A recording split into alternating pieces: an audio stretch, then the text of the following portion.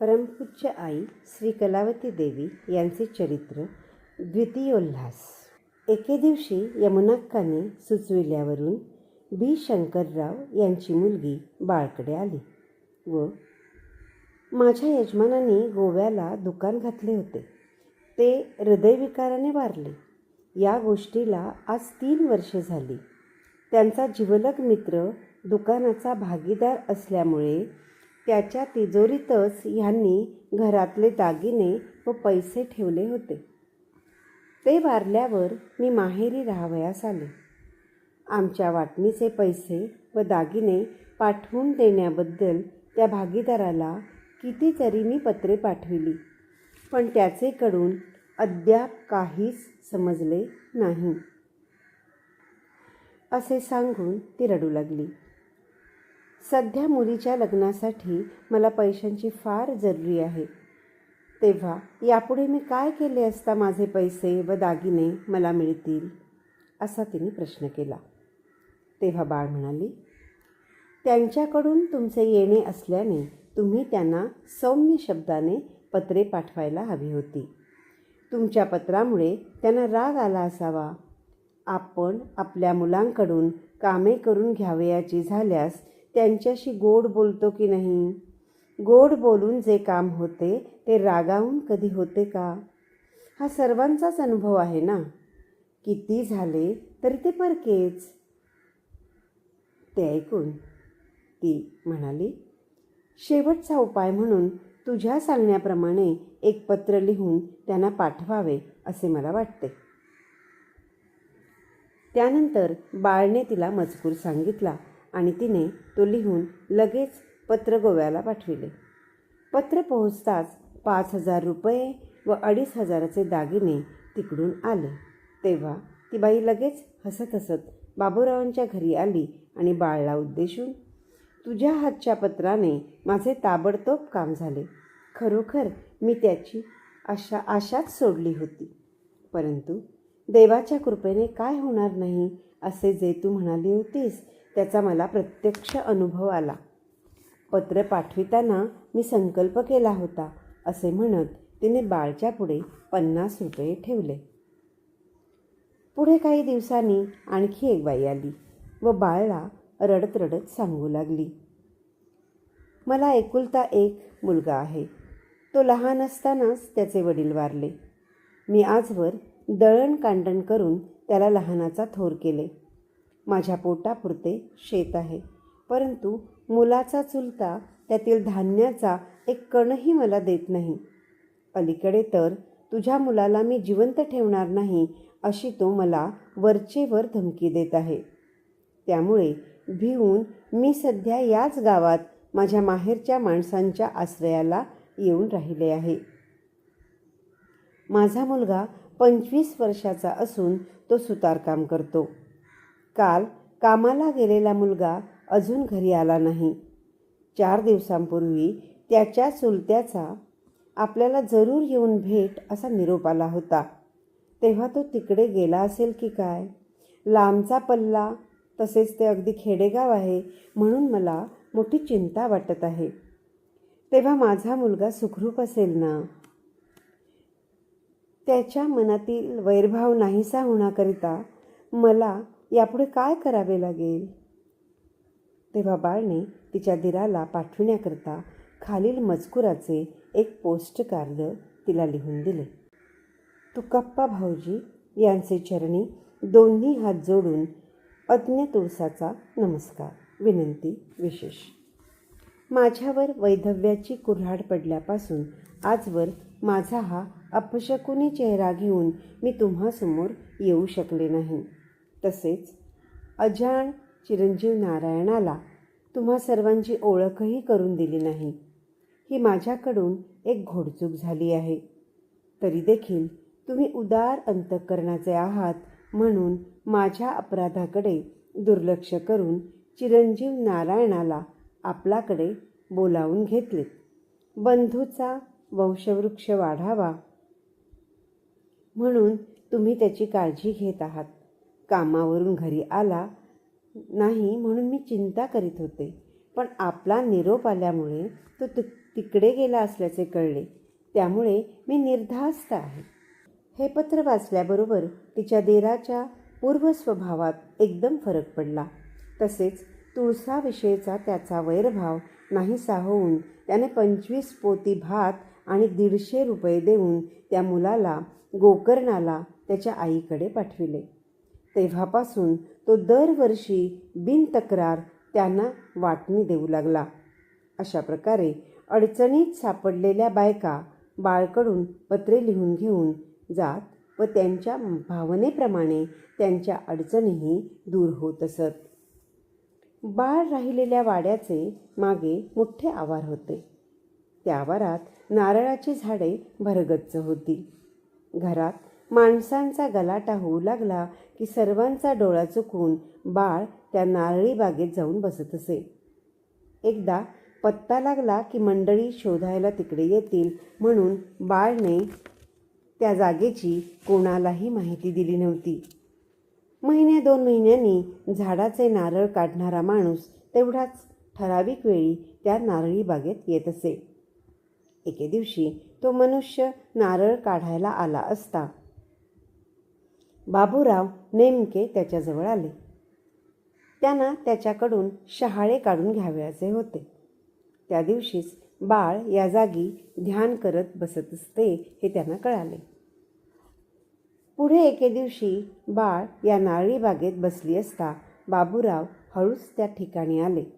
त्यावेळी देवा, प्रत्येक मनुष्य अविचाराच्या तडाख्यात सापडून अंधश्रद्धेमुळे त्याच्या रूढीविषयीच्या ज्या कल्पना दिवसेंदिवस दृढ होत आहेत त्याच्या चिंध्या चिंध्या होऊ देत. गोकुळात जसे चहूकडे आनंदाचे वातावरण होते त्याप्रमाणे जिकडे पाहावे तिकडे आनंदावाचून काहीच दिसू नये असे कर. प्रत्येक घर शांती समाधानाने नांदायला लागून मंदिरासारखे शोभून दिसू दे.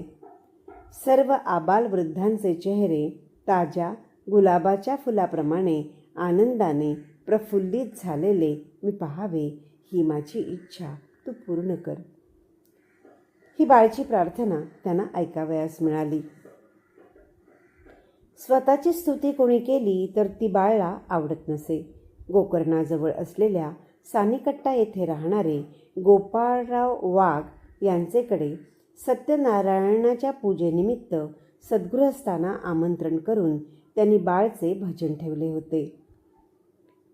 रात्री 10 ते 12चा भजनाचा कार्यक्रम संपल्यावर श्री वाघ 4 शब्द बोलण्यासाठी उभे राहिले.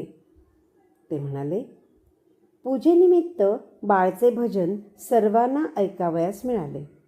माझे परममित्र बाबूराव कल्याणपूरकर यांची ही कन्या असून 5 वर्षापासून कानडी, मराठी, हिंदी, गुजराती भजने म्हणत आहे. हे भजन म्हणजे मास्तर ठेवून शिकलेले नाही, स्वयंस्फूर्त आहे. पूर्वजन्मीच्या पुण्याईचे फळ म्हणून ही कला देवाने हिला दिली आहे. एवढ्या लहान मुलीला पुस्तक समोर न घेता डोळे मिटून भजन करायला जमणे हे परमेश्वराच्या विषयी अनन्य भक्ती असल्याशिवाय साधणे शक्यच नाही. इत्यादी पुष्कळसे त्यांनी वर्णन केले. आपले वर्णन ऐकून आनंद होण्यापेक्षा बाळला त्याबद्दल फारच वाईट वाटले. यानंतर कुठेही भजन झाले तरी लोक अशीच स्तुती करतील जेणेकरून अभिमान बळावेल आणि शेवटी देवावरचे प्रेम कमी होईल अशा विचाराने तेव्हापासून समारंभाच्या ठिकाणी भजन करणे बाळने बंदच केले. एकदा यमुनाबाई रात्री एका प्रसिद्ध व्यक्तीचे प्रवचन असल्याचे सांगण्याकरिता बाळकडे आल्या. त्यासमयी बाळ गोपाळकृष्णाच्या मूर्तीपुढे आरास करण्यात गुंतली होती. ती आरास पाहून यमुनाबाई थक्कच झाल्या व म्हणाल्या, बाळ, सध्या जगात तूच एक मला तेवढी भाग्यवान दिसतीस बघ. जेव्हा पाहावे तेव्हा तू हरिसेवेत निमग्न असतीस. एक कीर्तन प्रवचन सोडित नाहीस. ऐकलेले अभंग लगेच पाठ करतीस आणि ग्रंथवाचन तर तुझे सारखे चाललेलेच असते. त्यावर बाळ म्हणाली, यमुनक्का, काल रात्री बुवा कीर्तनात काय म्हणाले ते तुम्ही ऐकलेत ना?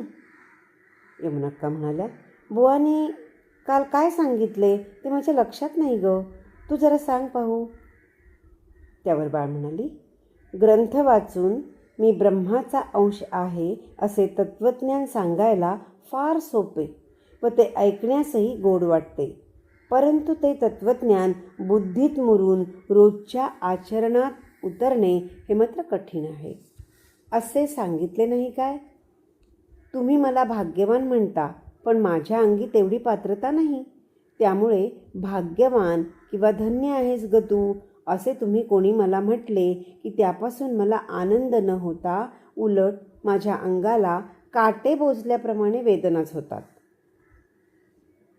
एके दिवशी बाळची सहपाठी शकुंतला तिला म्हणाली, बाळ, तुझे एवढे लांबलचक केस कसे ग? आम्ही नाना तऱ्हेची तेले वापरूनही आमचे केस वाढत नाहीत आणि तू नुसते खोबरेल वापरत असून देखील तुझे केस पाहावे तर पायापर्यंत लांब आहेत. हे ग कसे? जन्मापासून असे केस असणे हे मोठे भाग्याचे लक्षण आहे असे वडील माणसे म्हणतात. ते काही खोटे नाही. म्हणूनच केवळ आईवडिलांचीच नव्हे तर इतर माणसांची आणि देवाची देखील तू आवडती झाली आहेस असे मला वाटते. तेव्हा बाळ म्हणाली, शकुंतले, केवळ केस पुष्कळ आहेत म्हणून एखाद्याला भाग्यवान म्हणू नये. कारण हे केस असेच कायम राहणार नाहीत. आजारपणाने, चिंतेने किंवा उतारवयात केस कमी कमी होत जातात. हे जगाच्या उदाहरणावरून आपण पाहतो ना. म्हणून अशा क्षुल्लक गोष्टींना महत्त्व देण्यात काही अर्थ नाही. कल्पांतीही नाश न पावणारी अशी वस्तू जर एखाद्याने मिळवली म्हणजे ज्याने देवाला आपलासा करून घेतले तशा व्यक्तीला भाग्यवान म्हणावे. उदाहरणार्थ तुकाराम, रामदास, ज्ञानेश्वर, मुक्ताबाई, मीराबाई याच व्यक्ती खरोखर भाग्यवान होत. यावेळी बाईचे वय 13 वर्षांचे होते. बाबूरावांचे चुलते शांतमूर्ती व चुलती पद्मावती या उभयतांना बाळ फार फार आवडत असे. वर्षातून 1-2 वेळा तरी त्या बाळला आपल्याकडे घेऊन जात आणि 8-15 दिवस ठेवून घेत असत. पद्मावतीबाई या हिरेगुत्तीला रोज रात्री भजन करीत व 2 प्रहरी पोथी वाचित असत. तसेच बाळला देवादिकांच्या गोष्टी सांगत आणि बाळ अत्यंत आवडीने त्या ऐकत असे. आजीनी गोष्टी सांगत असता त्यामध्ये ज्ञान, आत्मा, ब्रह्म इत्यादी एखादा गूढ शब्द आला की त्याचे लगेच बाळ स्पष्टीकरण करून घेत असे. एके दिवशी पोथी वाचून सांगत असता त्यामध्ये ज्ञान हा शब्द आल्याबरोबर, आजी, ज्ञान म्हणजे काय ग? असा बाळने प्रश्न केला. आजी म्हणाली, गुरुकृपा झाल्यावर त्याचा अनुभव येतो. बाळने विचारले, गुरुकृपा केव्हा होते? आजीने उत्तर दिले, गुरुच्या मनाप्रमाणे सेवा घडल्यावर. बाळने त्यावर प्रश्न केला, गुरु कोठे असतात? आजी म्हणाली, गुरु हे परमेश्वराने नेमून दिलेल्या ठिकाणी असतात, पण त्यांच्या दर्शनाची तळमळ लागल्याशिवाय त्यांची आपणास भेट होत नाही. त्यावर बाळ म्हणाली, आजी, तळमळ म्हणजे काय ग? आजीने उत्तर दिले, फार भूक लागली की जसा जीव कासावीस होतो त्याचप्रमाणे ज्ञानाचीही भूक लागावयाची असते.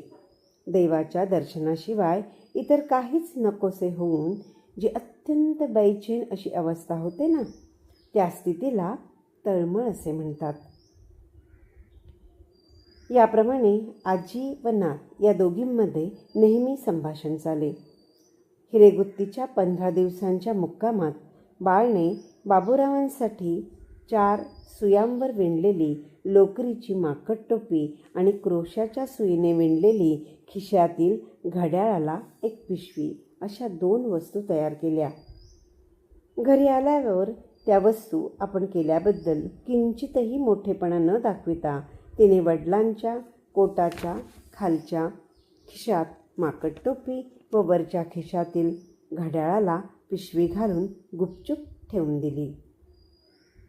बाळच्या आत्तापर्यंतच्या चरित्रावरून तिला झालेला लाभ म्हणजे गोकर्णासारख्या पवित्र क्षेत्रात वास, घरातील नियमित भजन, वरचेवर संतांचा सहवास, सद्बोध श्रवण, श्री गोपाळ कृष्णाच्या मूर्तीच्या व ग्रंथांच्या रूपाने मिळालेला श्री पूर्णानंद स्वामींचा आशीर्वाद, कार्तिक माघ वैशाख स्नाने, सद्ग्रंथांची पारायणे व अध्ययन आणि बाबूरावांचे शुद्ध प्रेम हे होय.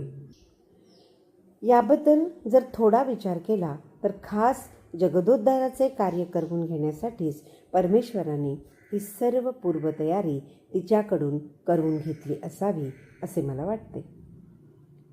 एकंदरीत अशा प्रकारे बाळच्या वयाची 14 वर्षे हा म्हणता निघून गेली. तिचा सहवास ज्यांना ज्यांना मिळाला त्या सर्वांना 14 वर्षांचा काळ म्हणजे एका क्षणासारखा भासला असेल. ज्यांनी तिच्या बाळपणातील आनंद लुटला त्या सर्वांना ती सासरी गेल्यावर आपल्याला जणू आनंदाचे स्वप्नच पडले होते की काय असे वाटले असेल. बाळ म्हणजे जणू आनंदाचा समुद्रच. तिच्या लीला म्हणजे त्या आनंद समुद्रातील लहरी. अशा या आनंद लहरीतील तुषार ज्यांच्या अंगावर उडाले असतील ते खरोखरच धन्य होत. ओम नमः शिवाय.